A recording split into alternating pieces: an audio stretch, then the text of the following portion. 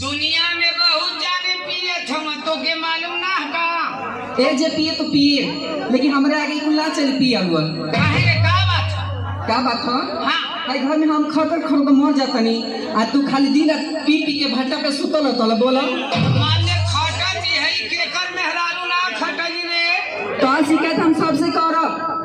हैं साउंड वाला जोगिंदर भैया बाना ना हां उन्हों से शिकायत करब अच्छा सत्य भैया से करब हमारा अनिल कुमार बेंजी वाला उनको से शिकायत करब अच्छा सबसे कर दी हां आई हमारा देखा नगर से भैया बैठल बा ना मुलाल भैया समेदा वाला इनका से तो जरूर कहो और दर्शिका भैया तो बटले बड़ा बड़का मार अच्छा और का सत्या ऑर्केस्ट्रा वाले हम उनहु से कह काहे ना तो करबे करब कहबी हां मारबो ना गलवा से चपलवा ला ले आ भाई तू बड़ के बोलबा का बढ़ के बोलत है रे तो ऐसा इतना बड़ी बड़ी बात करत छै आ सबके बोला ले बिकात काहे ना बोलाई आ जाई हां हां काहे नहीं है का पहले कर रखले रह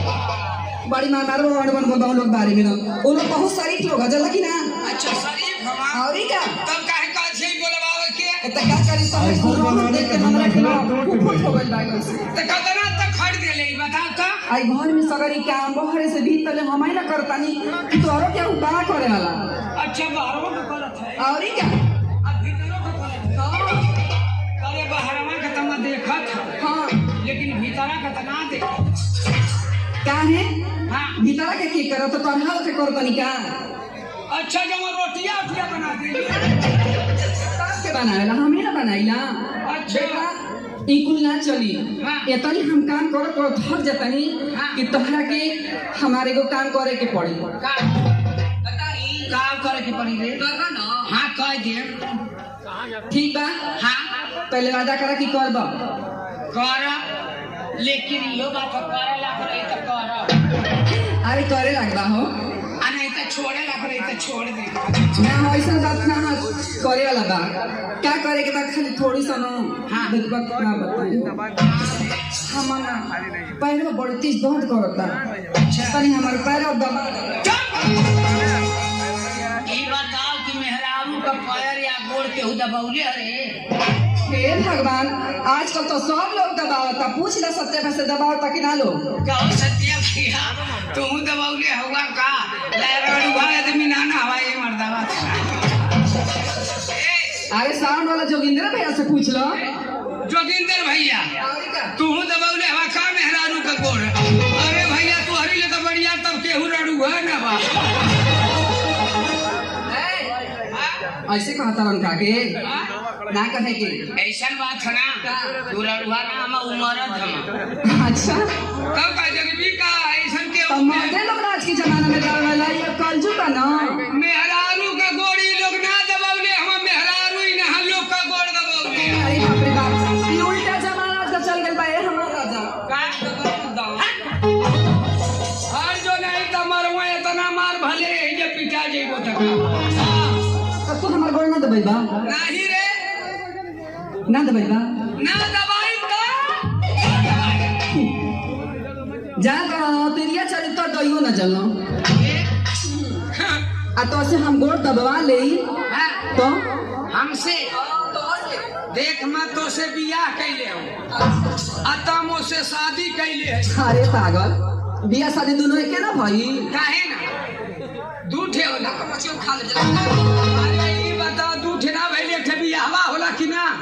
अरे वही की बियाह वही की शादी कहल जाला पहले होत रहे बियाह फिर बाद में गौना होत रहे गौना होता अरे पहले शादी रह आ पहले बियाह रहे अब का होला हाँ शादी बियाह हाँ तो बियाह में का होला सेनूर पहरावल जाला आ शादी में का होला शादी में पिटावल जाला मुना पिटावल जाला बड़ी मार मार रोड बन बोला जला की ना अबे बोला है सत्य जाके जला की ना सत्या भैया हाँ हाँ सत्या भैया के बोले इबू ना हाँ तो कह दे थे ना कि तुम्हारे सतवा उनाऊ के बुरा लगा ए हाँ दबाना तो गोड़ो ना दबाई रे कह जानी कि ना दबाई तो ना दबाई ना दबाई बा नहीं चला ठीक बा अगर हम कसम खातानी हाँ अगर असली बाप का बेटी हो, असल बाप की बेटी हो, तो तारा से गोड़ दबला। असल बाप का बेटी हो, हाँ तो हमार मेहरारू है कि ऐसा कथियई और क्या? कि असल बाप का बेटी हो हाँ तो तोसे गोड़ दबवा दे दबवा दे हो। गुसिया के, तो हम खुशा के का थाई असले ससुरे का दामाद हो तो तोर गोड़ ना दबाई। ठीक बा, हम जात हई हर जोता हाँ अतः एक काम करी है कि लिट्टी में गोईठा लगा के लेके आई। अरे पागल, लिट्टी में गोईठा ना, हाँ गोईठा चूल्ही में लगा के लिट्टी सेक के लेके आई। हाँ अहे हाँ, आ वही पे तोरा के एगो हई का होला बैगन होला ना, हाँ ओकर चोखा बना ले, आ ओहि पे एगो फड़ुआ मरचा ले ले। ठीक है। ठीक बा ना? सुना तू हर पर तो या तू घरे रहिया आ ऐसन की एक काम करिहा कि बाल बाल लहना गैया के खियैहा आ निसुआ पर बैठ के अपन भदेली खजुआइहा।